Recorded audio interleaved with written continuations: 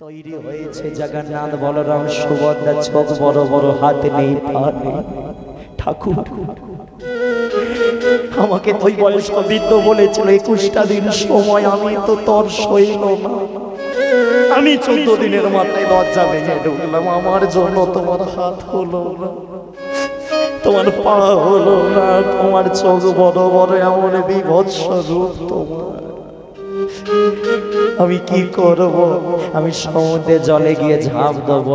ভগবান বলে চিন্তা নেই, যার অন্তরে ভগবান থাকে তার কাছে কি ভগবানের সুন্দর রূপে দরকার হয়?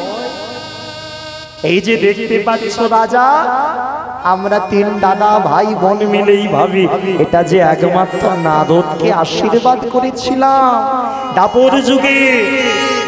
আমি কৃষ্ণ, আমার দাদা বলরা নিয়ে আসছে সমুদ্র থেকে একটা বয়স্ক, সাদা চুল সাদা দাড়ি, উনি রাস্তা আটকে বলে ওই কাঠ আমার চাই। বলে তুমি কি? বলে আমি শিল্পী। শিল্পী মানে? বলে ওই কাঠ কেটে মূর্তি আমি তৈরি করে দেবো। জগন্নাথ বলরাম সুভদ্রা। রাজা বলে তুমি নিজে থেকে যখন এলে, আমি তো গিয়ে সেই খোঁজ করতাম, তো নিজে যখন এসেছ নাও কাঠ নাও। কাঠ দিল, কিন্তু বয়স্ক বৃদ্ধ বলে দিল শর্ত, এই কাঠ নিয়ে আমি একটা ঘরে ঢুকবো, যে ঘরে কোনো না থাকবে জানালা, শুধু থাকবে একটা দরজা। এবারে কথা হলো 21টা দিন আমার সময় লাগবে। 21 দিনের আগে ভেতরে ঢুকলে হবে না, তার মধ্যে হয়ে গেলে আমি বেরিয়ে আসবো। রাজা দেখলো নেই মামার থেকে। কানা মামা ভালো, সাইকেলে করে ঘোরাতে নিয়ে যেতে পারবে, হ্যাঁ তাও বলে ভাই, তাও হ্যাঁ। যেমন আমি মামার বাড়ি মানুষ হয়েছি ছোটবেলা থেকে, আমার কাছে যখন কেউ বলে মামা, কানা মামা থাকলে ভালো, আমি কি বলি মামা নেই ভালো। থাকলে কি মামার বাড়ি থাকতে পারতাম? তাহলে মামি আসতো, সে ঝাঁটা জুতো মারতো। তাহলে বুঝে নাও কিছু সব জায়গায় বলে ভগবান যা করে কি মঙ্গল। আচ্ছা কারো বাড়িতে ধরো খারাপ হলো না, কারো বাড়িতে যদি কোন একটা ছেলে যদি ধরো নতুন বিয়ে করেছে, বউ যদি মরে যায়, তাকে যদি গিয়ে বলে কাঁদিস না, ভগবান যা করে, তখন সে কি বলবে? মঙ্গল। সে দেখবে চেলা কাঠ খুঁজে বের করেছে। তাহলে সব কথা সব জায়গায় বলতে নেই, যত কথা তত দোষ, বুঝে শুনে কথা কোষ। এই মুখেতে সব কথা বলতে নাই। রাজা হ্যাঁ দিয়ে দিল, 21 দিন কোনো ব্যাপার না, ঢুকে যাও। ঘরে ঢুকলো বৃদ্ধ, একদিন ভেতর থেকে আওয়াজ শুরু হয়ে গেল কাঠ কাটা, ঠক ঠক করে। 2 দিন 3 দিন 4 দিন 5 দিন 6 দিন 7 দিন 8 দিন 9 দিন, দেখতে দেখতে 13 দিন ঠক ঠক করে আওয়াজ হচ্ছে। 14 দিনের মাথায় কোনো আওয়াজ আর হয় না। এবারে কি ভাব? ঘরে জানালা নেই, দরজা বন্ধ, দম বন্ধ হয়ে মনে হয় বুড়োটা মনে হবে না। এবার এই চিন্তাটা কার হয়েছে জানো? ওই যে যার ভগবানের প্রতি বিশ্বাস নেই, রানী গুন্ডিচা।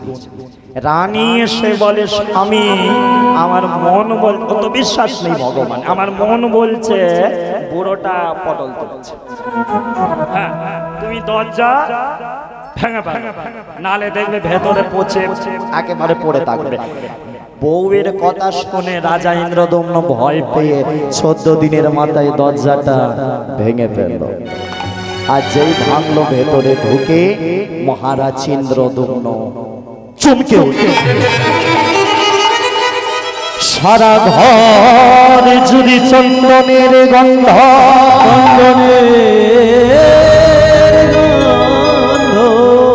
সারা ঘর জুড়ে আলোর ছটা, সারা ঘর জুড়ে দেখতে পেয়ে গেল রাজা 3 জন এসে গেছে, জগন্নাথ বলরাম সুভদ্রা। কিন্তু কি এত হাত নেই, পা নেই, চোখগুলো বড় বড়। রাজা ইন্দ্রদুম্ন ভয়েতে ভাবছি কি সর্বনাশ হলো।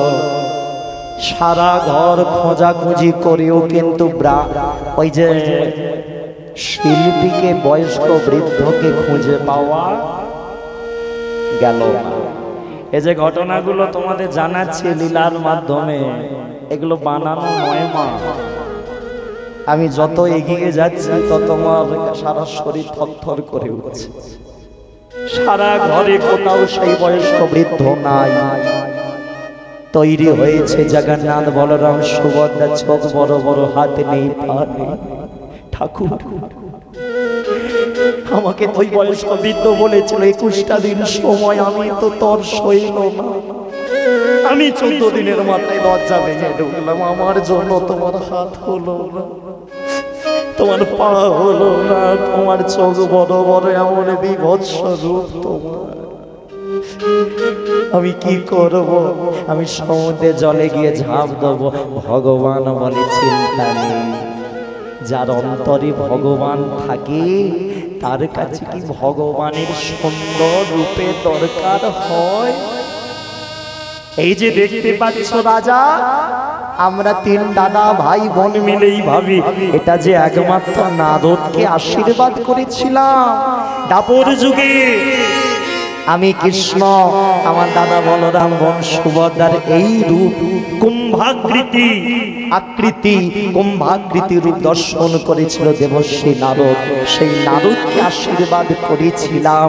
নারদের ইচ্ছেতেই আমরা 3 দাদা ভাই মিলে কানে এসেছি। দেব না, তোমার জন্য হয়নি, তোমাকে দিয়ে আমি করিয়েছি, তোমাকে দিয়ে দরজা আমি ভাঙিয়েছি।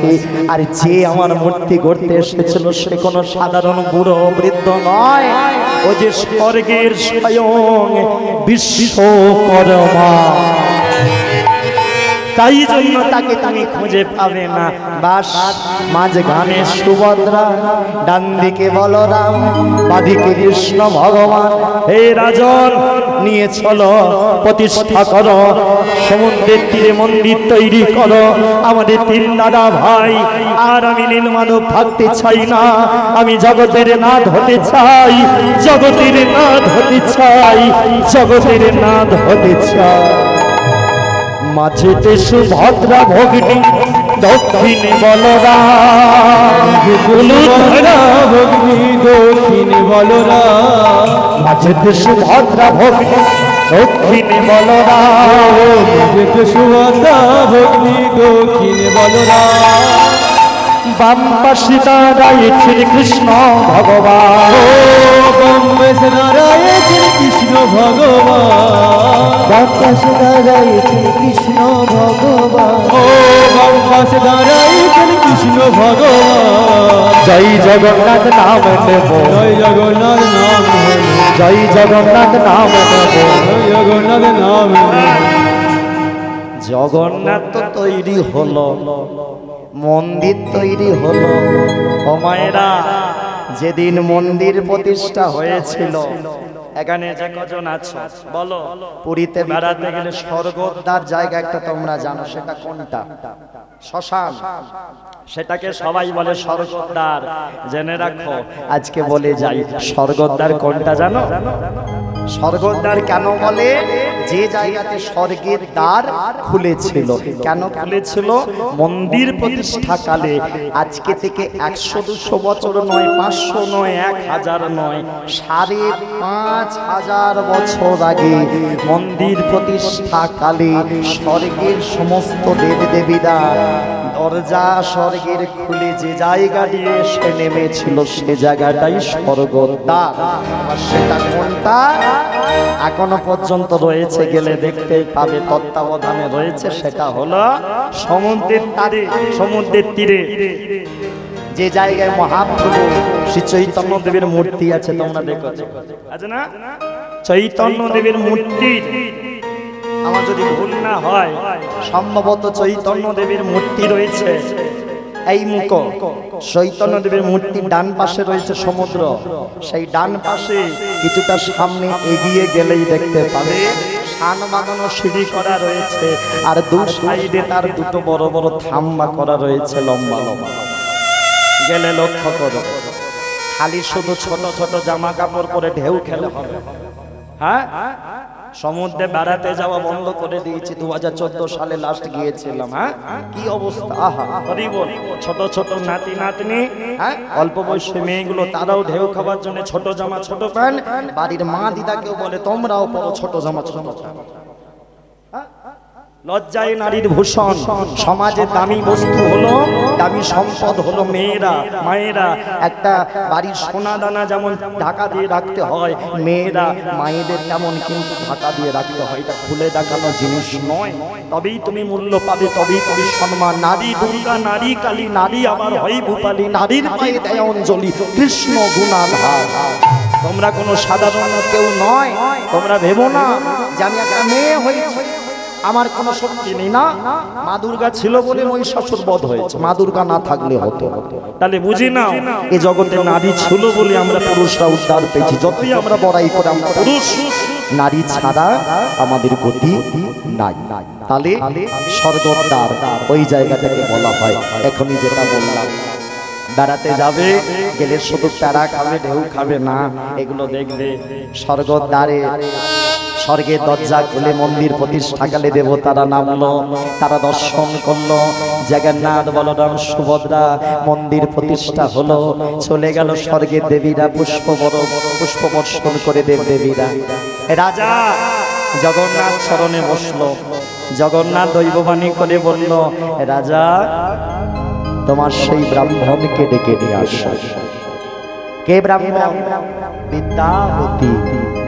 বিদ্যাবতী, প্রভু তোমার জঙ্গলে যে স্ত্রী রয়েছে ললিতা, ললিতাকে তুমি মর্যাদা দিয়ে সসম্মানে তোমার বাড়িতে নিয়ে এসো।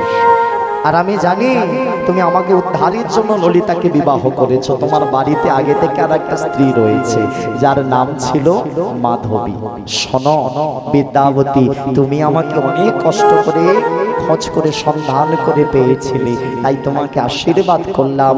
তোমার মাধবীর গর্ভের সন্তানরা আজকে থেকে হবে আমার পূজারী, হবে পান্ডা। বংশানুক্রমে ওরা বংশ পরম্পরায় আমার পূজা করে যাবে, ওরা হবে পান্ডা।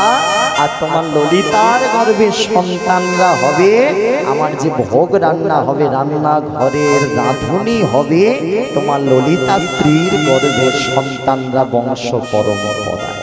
আজও পর্যন্ত আমার টাকা আছে বলে আমি রান্না করতে পারবো না, আমার টাকা আছে বলে আমি পুজো করতে যেতে পারবো না। যতই তোমার পান্ডা টাইটেল থাকতে পারে, কিন্তু পুজো তুমি করতে পারবে না। ওখানে বংশ পরম্পরায় একটা ব্যাপার কিন্তু রয়েছে। ঠাকুমা, ও ঠাকুমা, আর 5 মিনিট বসো। হ্যাঁ, শোনে নাও, এগুলো জানতে গেলে, পুরীতে বেড়াতে গেলে পান্ডাদের টাকা দিয়ে বুক করতে হয়, তবে সব তত্ত্বগুলো জানা যায়। ঘুরে ঘুরে দেখায়, নালে কেউ বলে মা আজকে তোমরা বিনা পয়সায় শুনছো, জেনে নাও। ঠিক আছে? তাহলে পান্ডার সৃষ্টি হলো, আর ওদিকে রাধুনীর সৃষ্টি হলো। এবারে আসল জায়গাটা তোমাদের বলে, হে প্রভু দুটো জিনিস তোমাকে বলবো। প্রথম কি? কে বলছে? রাজা ইন্দ্রদম্ন। প্রভু আমি মন্দির তৈরি করেছি, মন্দিরের মাহাত্ম্য তৈরি করো। কেন এই মন্দিরে লোকে আসবে, কি কারণে আসবে? শুধু আমি প্রতিষ্ঠা করলাম, আমার ব্রাহ্মণ রাজপুরোহিত তোমায় খুঁজে আনলো, সেজন্য? তোমার মাহাত্ম্যটা কি? জগন্নাথ বলে দিল মাহাত্ম্য ওই যে ভোগ রন্ধনকালে হাড়ির উপর হাড়ি চাপিয়ে শতকার তলায় আগুন দেওয়া হবে। আমার আশীর্বাদ, আমার কৃপায় সবকটা হাড়ি একসাথে রন্ধন হবে। তথাস্তু। আর আরো এই আশীর্বাদ, এই কৃপা আমি করে দিলাম। আমার এই পুণ্য স্থানে, এই ধামে যারা আসবে, এই প্রসাদ আমার যে তৈরি হবে, এই প্রসাদ কোনোদিন কোনো ভক্তির কম পড়বে না, কোনোদিন কম পড়ে না। এখানে যে কজন আছো, রথের সময় লাখ লাখ কোটি কোটি ভক্ত ছুটে যায়, প্রসাদ কোনোদিন কম পড়ে না। কিন্তু প্রভু সব দেবতার প্রসাদকে তো প্রসাদ বলে, তোমারটাও হবে প্রসাদ। ভগবান বলে ঠিক কথা মনে করেছো রাজন, চিন্তা নেই। হ্যাঁ, আমার পাশে আর একজনের মন্দির তুমি তৈরি করো, সেটা হবে ভক্ত বিমলা দেবীর মন্দির, যে হলো স্বয়ং মা মহামায়া যোগ মায়া। বেড়াতে গেলে দেখবে, বেড়াতে গেলে দেখবে পাশেই রয়েছে বিমলা দেবীর মন্দির, একেবারে স্বয়ং মা মহামায়া যোগ মায়ার অংশ স্বরূপ বিমলা দেবীর মূর্তি পুজো করা হয়। প্রভু কি হবে, মায়ের পুজো করে কি করব, আমি তো তোমাকে পেলেই খুশি। না, রান্নাঘরে রন্ধন করে ভোগ প্রথমে আমার কাছে দেবে, আমার কাছে দেবার পরে আমার পরে তুমি মা মহামায়া চরণে দেবে, বিমলা দেবীর ভক্তির কাছে দেবে। ওখানে যখন দেবে, ওখান থেকে যখন বের হবে আমি ভগবান প্রথমে পাবো, ওটার নাম হবে প্রসাদ। আমার পরে ভক্ত পাবে, ভক্তির কাছ থেকে যখন অন্য ভক্ত পাবে তখন আর মহাপ্রসাদ হবে না, নাম হয়ে যাবে কি মহা মহা মহাপ্রসাদ, মহা মহা মহাপ্রসাদ। ওই তো আছে পুরী ধামে, ওই তো আছে পুরী ধামে, ওই তো আছে পুরী ধামে মহা মহা মহাপ্রসাদ, মহা মহা মহাপ্রসাদ,